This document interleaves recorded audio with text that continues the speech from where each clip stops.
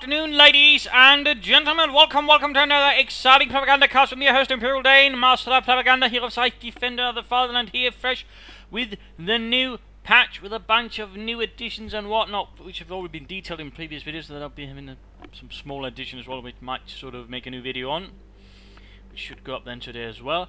We got we got, by the way, Solar fighting here versus Sturmtiger Giap. Giap here fighting for the United States of America for the 3rd Armored Division, going ahead versus Solar for the Wehrmacht, for the Reich. For the 15th Panzergrenadier Division, we've got close air support lead troops and encirclement for him. We've got Rifle Company Airborne and Mechanized here for Giap.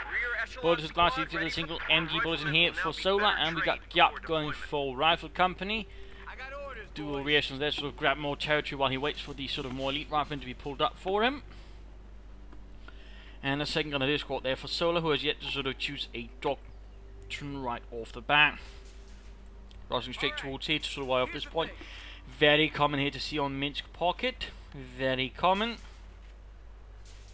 And of course, even more common to see no one actually really bothered to deal with the wine, thus opening up this part of the map instead of just focusing here and here, which always strikes me as a bit peculiar. There we go, the first veteran rifle squad here up for Giap, almost virtually 2 right off the bat as well. Going for the fuel there, securing points over here. Grenadiers here, so looks like he might be spreading a bit out, though of course he'll quickly have to sort of merge here towards the centre once he realises the way he has been blocked by some cheeky razor wire.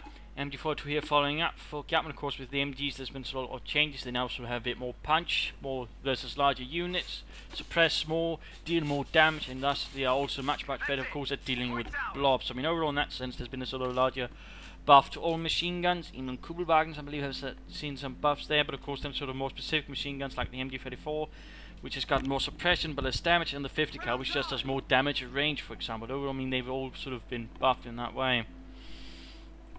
So MG42 they're moving down for Solar. Points have been secured. Center a bit open there. This is swinging left. Rifle moving ahead there. The echelon's moving up there, and victory point that's going to be the last thing here we see secured by Giap.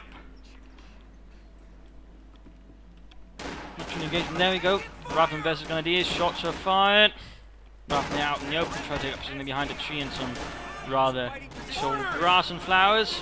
More rifle moving up from the MG42 will be needed to support them more Grenadiers around. Grenadiers slightly falling back as further falls being renewed in there. Go out in the open. They are suffering quicker and further losses here to the Americans. Might see a retreat there. We got a 3rd Grenadier squad on the way for Solar. Point there secured. Pioneers wiring off here as well, so a bit of a return effect. They're not quite as easy to do as here, since obviously you can't really vault over that, whereas that of course there's a lot more it can, so a lot more barbed wires necessary. Quick push up the centre. We got a bunker going up here that looks like a positioning for a machine gun bunker. Quick rifle grenade here from the Americans. We got a fighting position over here set to cover the centre. 50 caliber position going up as well for Giap, so that's interesting. Both sides actually sort of preparing more static defences here in the woods. Interesting, interesting.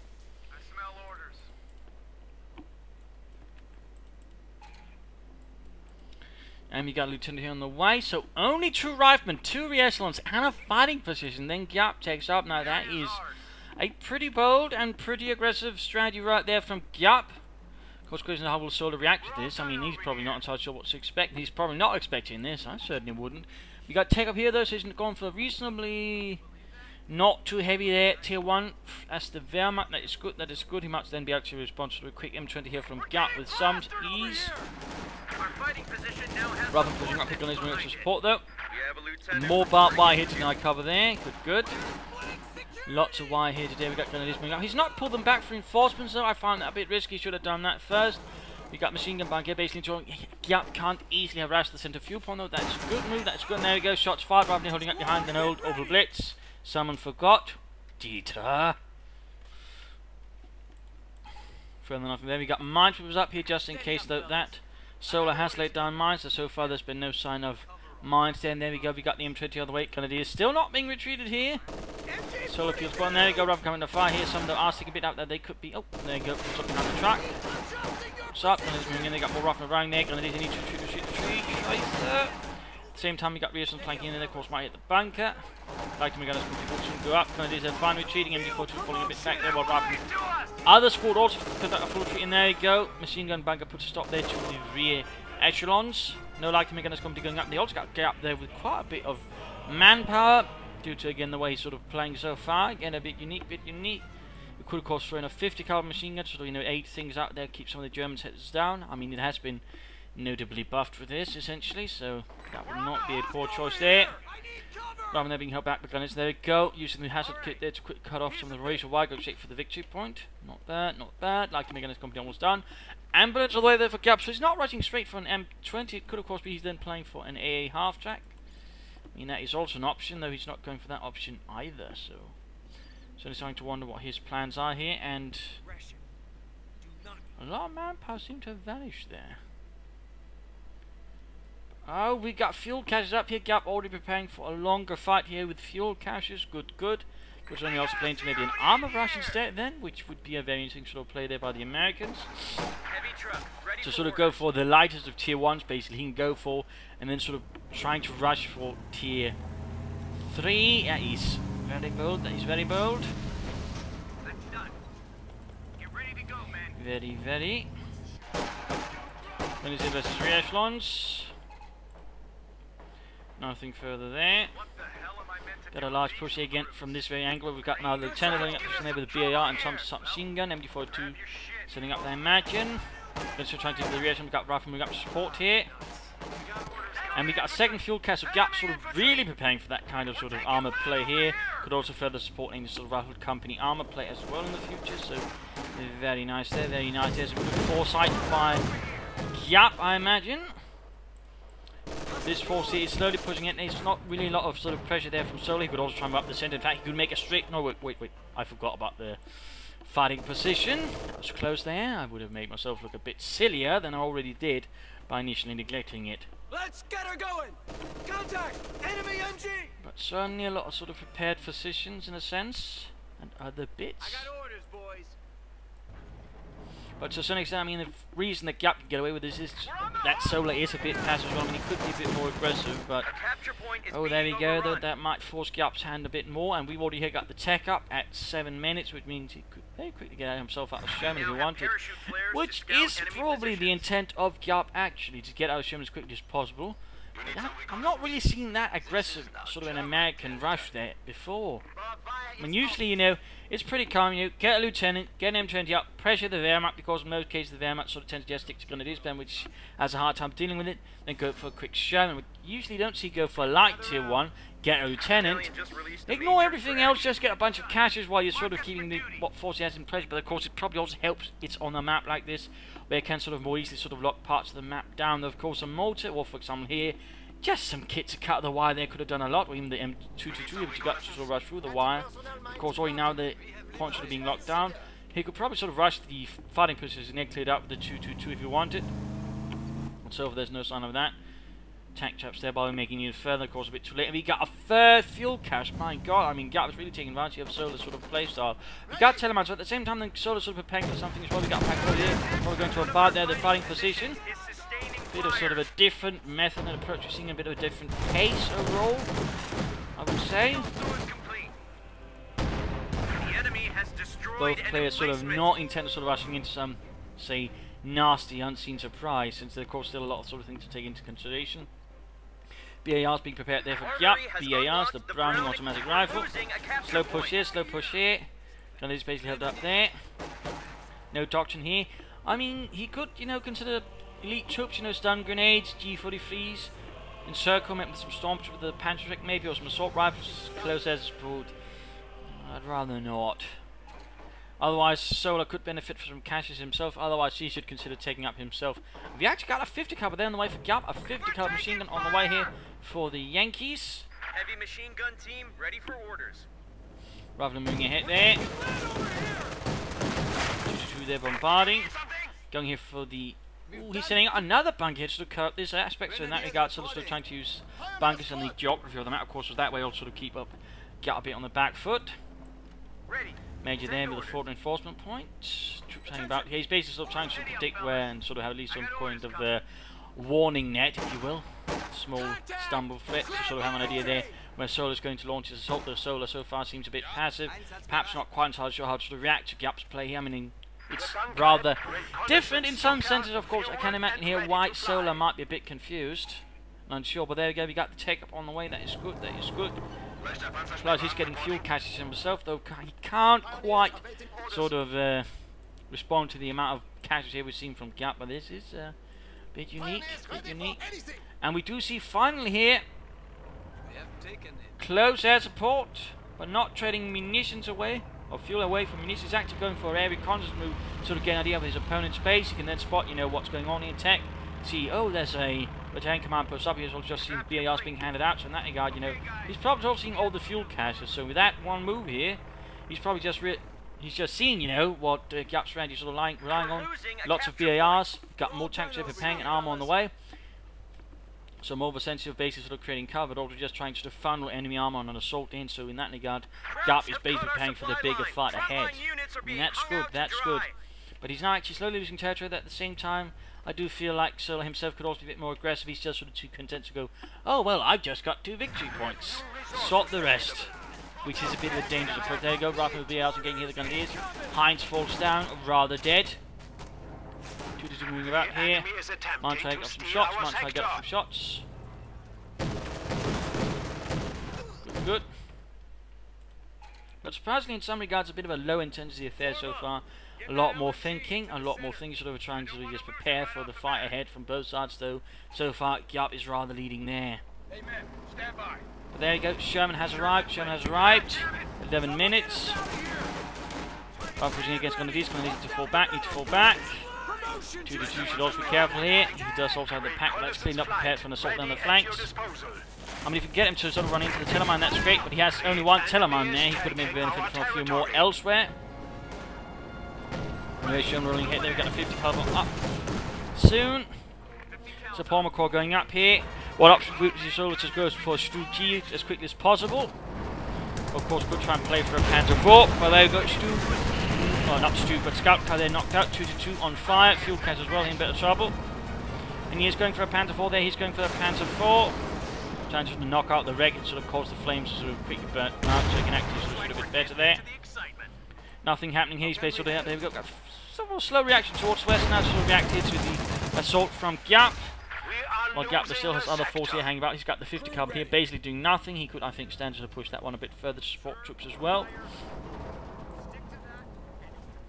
Panzer IV almost done. Grenadiers there hanging about as well.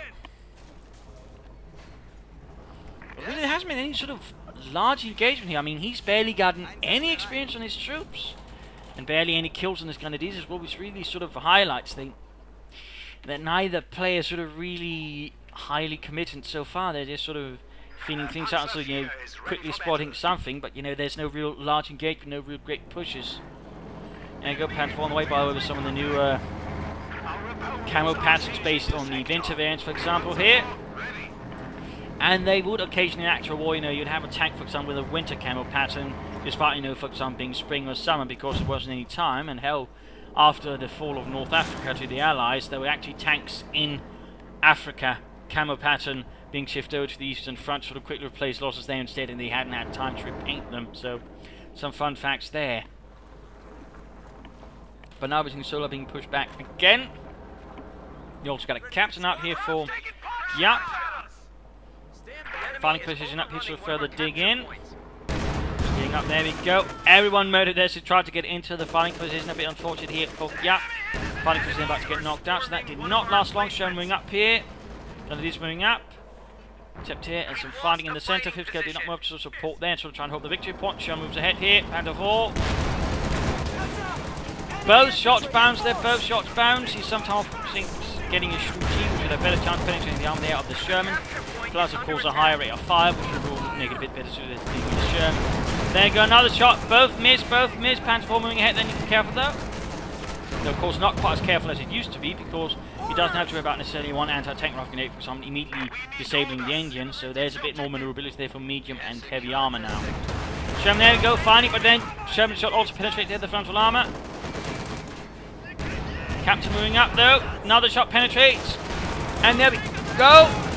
One bazooka shot penetrates as well, so now the Sherman actually has to be close to Panzer IV. Panzer IV almost knocked out, Panzer IV almost knocked out.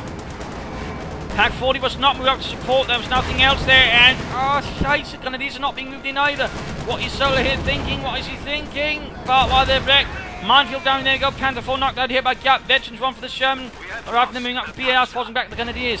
No light machine gun upgrades whatsoever on the Grenadiers. Nothing further here from Solar's got a bit of manpower there floating. Another fuel cache might be an idea maybe elsewhere. Panzer Grenadier, another Pack 40. Or another MG42. Captain there taking some nasty losses, in fact heroically sacrificing them for the rest of the unit alongside other bits of the unit. Why did you have to sacrifice as well, Captain? Because I'm not going to die alone, you assholes. Grabbing a start there, going to tank and opening up there, the M157mm to deal with a bunker. And bunker cleared out. The M1 there based on a British design because they really hadn't anything in that size around the time when they realised they needed something bigger than a 37mm. The British did, so they quickly licensed it and called it the M157mm. Though for the British it was just simply the 6-pounder gun. So fun facts there. Grenadiers moving up. Medics there on the way for Solar. Could get a shoot in a few moments there. He's got the fuel, he's got the manpower as well. Certainly with the high rate of fire. Oh, finally got the Pack 40 up there, finally. Sherman there takes some hits. We've got smokes there being laid down. Smoke is being laid down. Not bad. 5 here in the centre. We've got Lieutenant there flanking about the MG42 there. Another support. We got another assault here from the other side. Got a fuel cache going up there. Great, but the MG42, there we go. Gets away. Troops need to be rushed off. He still should consider getting up some light machine guns there for the Grenadiers, so at least just help a bit versus the American infantry. Otherwise, we'll have a definite advantage there with the BARs. Sturmgeschütz on the way there for Solar and Deutschland. It's actually time here for the mid-game analysis. Current situation, though, Giap is in many ways sort of holding the advantage here versus Solar. He's holding sort of territorial advantage. Strategically, he's also got the armour. He's got a bit more infantry. He's certainly got firepower. He's got anti-tank guns and plenty.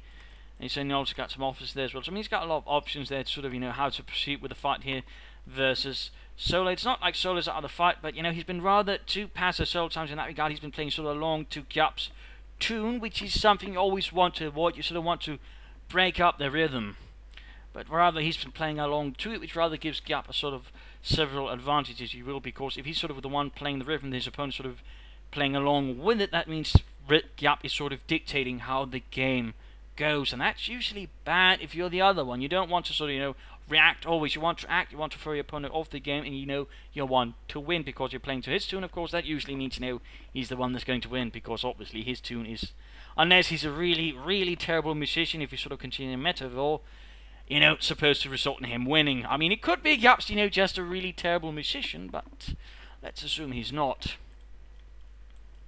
In that regard, there's a bit of a problem there for Solar. I mean, great one Stu there. If you can get another Stuttgart to quickly support, that would be good. That way he'd sort of be able to lay down a lot of fire, get some machine guns up on them to sort of help versus the infantry as well, would be a good idea. But otherwise, Solar needs to get a bit more aggressive with his opponent. He needs to keep up the pressure. He needs to try and push back Giap. He needs to sort of throw him off his game. Maybe try and steal some weapons as well in the process. He also needs to consider getting some light machine guns out for the Grenadiers in the process, and maybe throwing some Panzer Grenadiers instead of just regular Grenadiers, or maybe another heavy machine gun. Another option would also be a mortar for some artillery there versus Giap. So, I mean, otherwise, you know, but he needs to do something a bit more aggressively.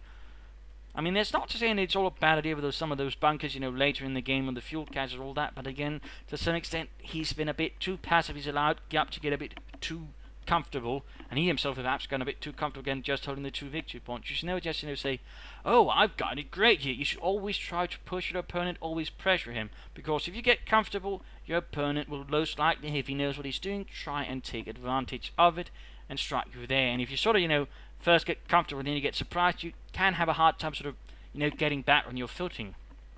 So it's a very dangerous thing there. And that could prove dangerous here for Solar if he doesn't sort of, you know, manage some trick that sort of push back Giap and deliver some serious damage. I mean, right now, folks, on his machine gun bunker there, which could be a great part of a larger defense, is more or less isolated. Anti-tank guns, he's being up to knock it out. I mean, already here there are some problems here with basically sort of the comfort zone that Solar found himself in. For Giap, I mean, a bit of artillery here would do good, I think, you know, maybe a Scott or a Pack Howard sort of bombards on the position there of Solar. More armor would also be good. Of course, he could just be saving up for ECH right now, but otherwise, you know, he needs to be a bit careful there. He himself doesn't get too comfortable now. But keep up the pressure, try and deal with any fuel caches, sort of try to murder away infantry and seal packs and MG42 so they're away from Solar.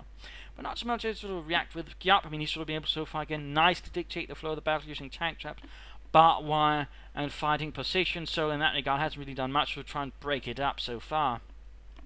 Though of course he's not been completely a slouch either, getting fuel caches and the likes, but we'll of course have to see how this continues. The enemy is attacking one of our forward buildings. Troops are suppressed, anti-tank guns they're firing at the bunker.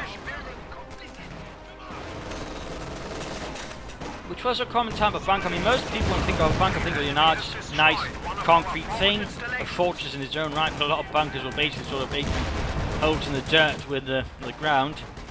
There's some sandbags and some other wood. They're basically sort of much more improvised affairs. I mean, the large concrete bunkers were usually something, you know, that required a lot more work in advance. So, you know, a little fun fact there, a little fun fact. In some cases, buildings could also be used for improvised bunkers, you know, fill them up with sandbags and other bits. Oh, and there we go. Tell them I'm proved it's worth knocking out the Sherman there. Small reprieve here for Giap. Oh, not Giap, but Solar. There you go, White Phosphorus down here. Bunker number 2 going up. And there you go, 50 cover. They're going to do this quickly. It's sword down there by the 50 covers might be Mardus. Quick rifle grenade him up, real helpful. There we go, flying.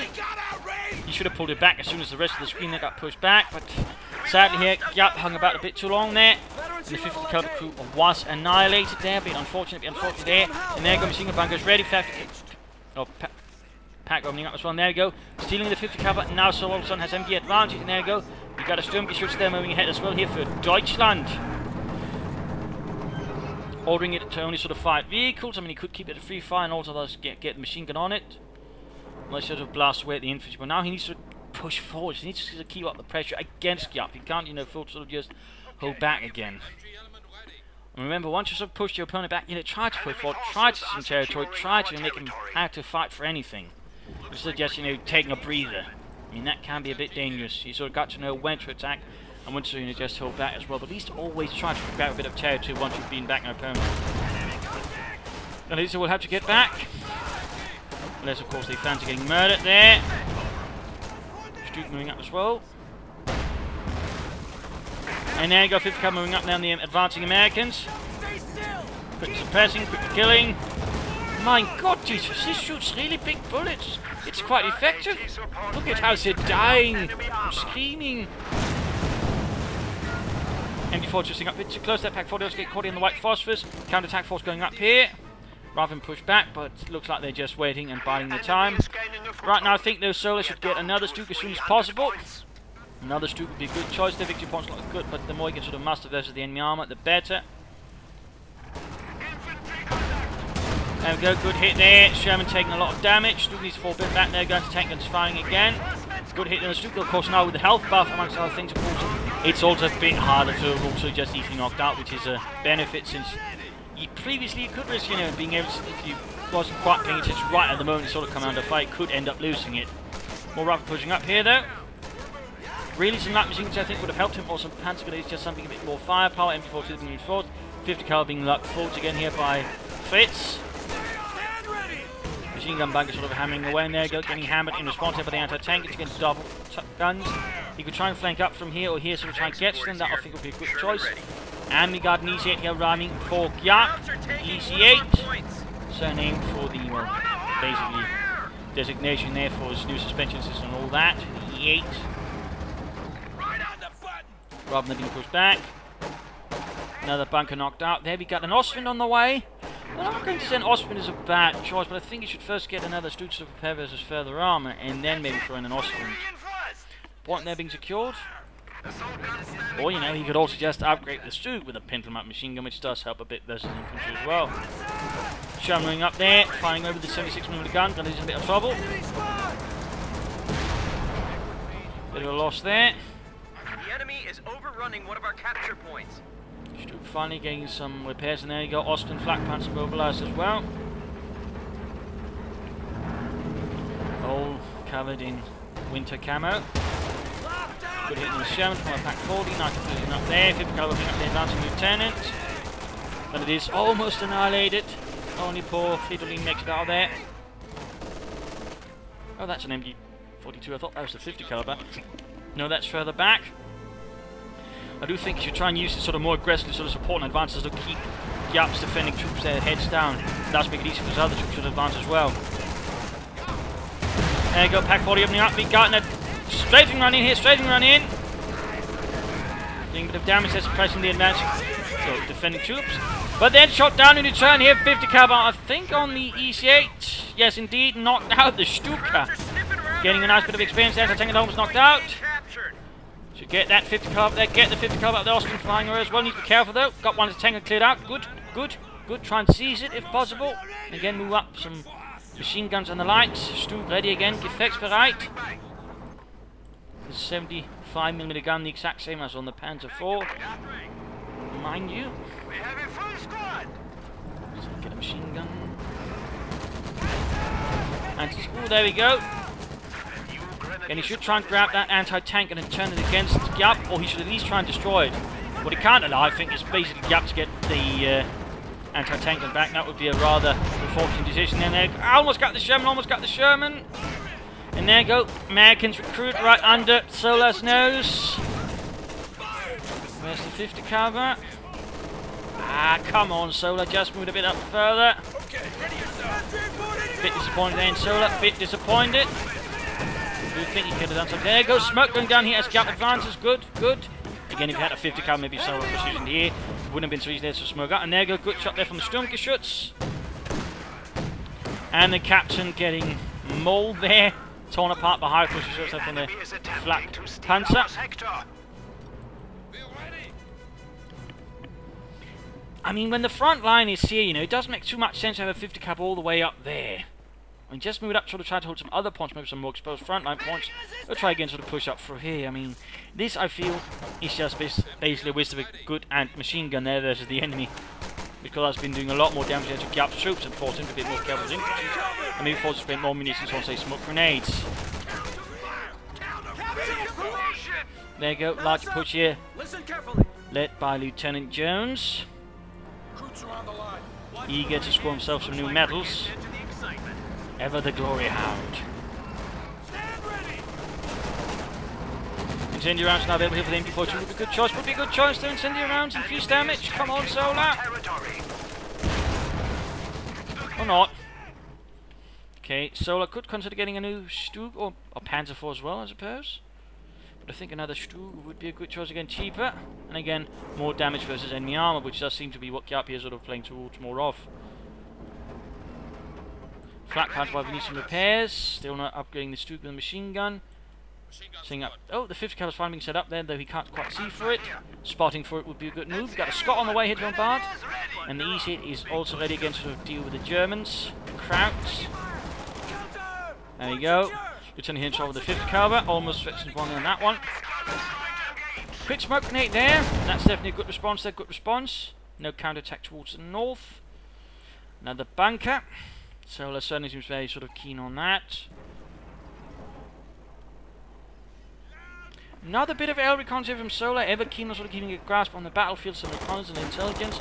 Good, good. And captain there, quickly stop there with a 50 caliber. Probably sick. Oh, but there we go, lots of anti-tank gunfire there. There's a Stug to fall back. Almost got it there. Damn, that was close.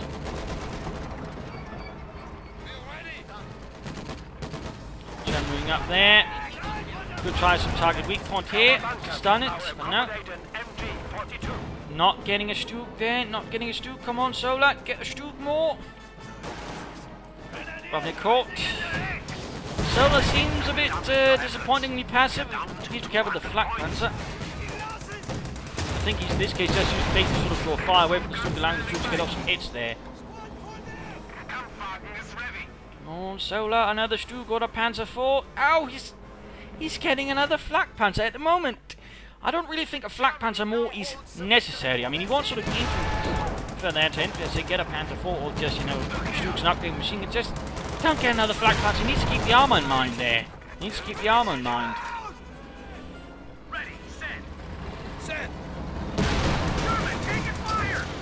Flak. I have no idea there what Solar's thinking. No idea there. No idea. But it cost him a flak panzer. Getting some good kills on the retreating rifleman with the 50 caliber. Turn there under fire as well from the 50 caliber. Further fighting in the centre, not really have much progress. No incendiary round still. And there go flak panzer arriving. Stug almost fetching too. I mean, that's nice, that's nice.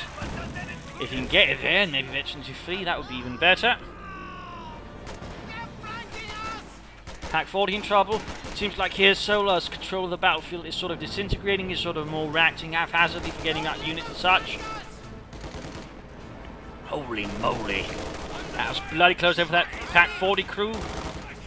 Almost 53, so it's going to be a harsh loss if he lost it. Captain McFall straight into the MD-42, getting shredded and murdered, annihilated. There we go, Sherman arrives. We got the Scott Fang, we'll still get forced to turn about. And there you go, Reifman with a close encounter of the Third Reich kind. Gets pushed back there by the Flak Panzer.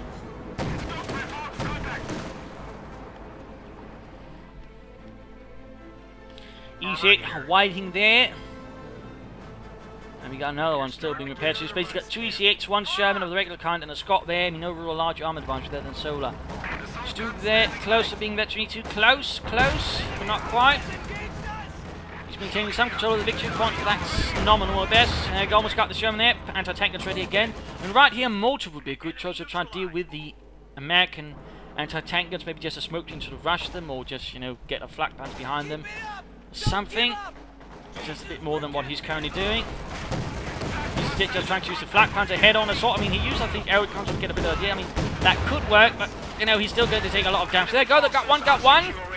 It's almost working! Almost! Ah! Bit of a poor decision, I think, by Solar. I can see the idea behind. He's finally getting a second Stuk, though. He should have gotten one sooner. Americans moving forward there across the ground. Large force, no machine gun to stop them. That's back reinforcing. 50 caliber's not needing much either. In fact, it's isolated and about to be dealt with by the EZ8. Giap continues forwards. Stuk going forwards as well. Anti-tank gun opening up there. Looks like a shot bounced off there though. But switching over time, he's going to help deal with the... Oh, if it can hit then. Anti-tank gun dealt with. A small victory here. Small victory for Deutschland. In fact, that's both anti-tank guns cleared out. Strafing run moving in. Not sure that was supposed to hit, looks like that was that. Need to be careful about the flanks, need to be careful, 50 cover cleared out. And then going to flank the Stuk G, going to flank it, get it back, get the other one up there, but get back the Stuk G, Scheisse. Oh no, he's backing into a corner where he needs to be outmaneuvered here, got the other Stuk moving up. And there goes Stuk, knocked out, 9. A terrible loss for Deutschland. Anti-tank strafe there. Horrible fire, white phosphorus, death, explosions, dead people, and Solar surrenders. Game over loss here for Deutschland, a victory for the United States, and Giap. We didn't get to see much new from Giap in that sense, though we did see the 50 car bit here, mostly though under command of the Germans. From the Germans, of course, we did see some slightly improved MD-42 there, doing some more damage. But at the same time, he was a bit passive with it. We also saw the new Stuk in action there, more durable. Better chance of basically penetrating frontal armor on medium tanks and so on. Just wish it kind of, you know, used the machine guns on it to sort of help a bit versus the infantry as well. But overall, in some regards, an interesting fight. A lot of fuel caches certainly seem to come more into play now. A lot of barbed wire here and there. We got sort of fighting positions. We saw machine gun bunkers. I mean, both players sort of trying to prepare positions. They were trying to sort of prepare for the long fight. Problem was, Giap was just further ahead then. Solar was just sort of more reacting rather than acting.